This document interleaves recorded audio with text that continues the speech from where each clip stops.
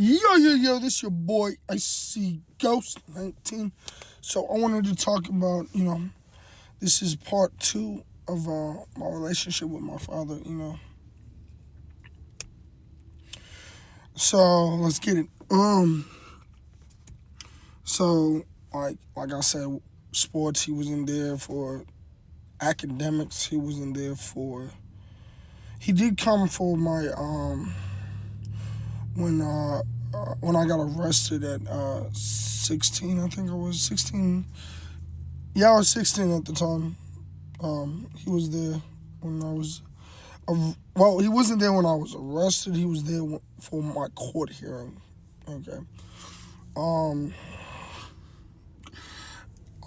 And it was crazy because he's talking to my attorney or my lawyer or whatever, telling them he's so smart, but he's stupid as hell at the same time. It's kind of funny, saying, "Oh, he doesn't think things through," stuff like that. And I'm just like, really, like you're speaking on the behalf of a kid you don't even talk to. Really, you're speaking on the behalf of a kid you don't even know. Really, like. If you ask him today, he wouldn't even know my birthday. Just extra, stuff. So yeah, and so the thing about it is, as my relationship or as I got older, I started noticing my dad's BS, my dad's bullshit more and more. And so the big one was just not being there in my life, him not understanding me or trying to. Really, I wanted a dad to play football with, to throw the pigskin around. Really, I wanted a man to go and have a conversation with.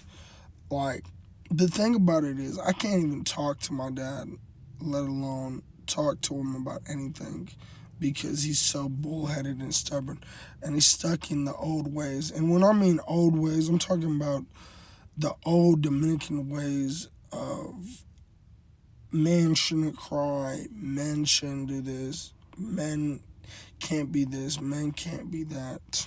Just different ways. Men have to work all these hours. Men have to do everything, which, don't get me wrong, he does have some valid points when it comes to working, but not really too much valid points. So me and my dad bumped heads because he wanted me to be like him. He wanted me to be more Dominican or more hardworking, more this and that. And the thing is, I just never was that person. And don't get me wrong, I worked my butt off. I work, but what he wanted me to do is not what I wanted to do. He wanted me to be an auto mechanic, just a jack of all trades. And I told him I didn't want it. I didn't want to be that. I didn't want to work on cars.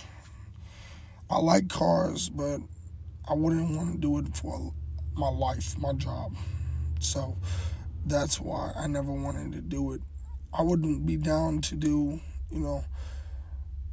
handwork with different things like, I don't know, like construction or something else, but mechanically, it never appealed to me. It appealed to me when I was younger, when I thought I wanted to be my dad or, grow up like him. But then I started realizing I didn't want to be, I didn't want to carry his name. I don't want to carry the weight of his name on my back. And that's why, I don't know, I just go by Casper. I go by a different name. It's not that I don't love him, it's just the simple fact that I don't want to, carry the weight Like they say, the apple doesn't fall far from the tree, and the meaning is true.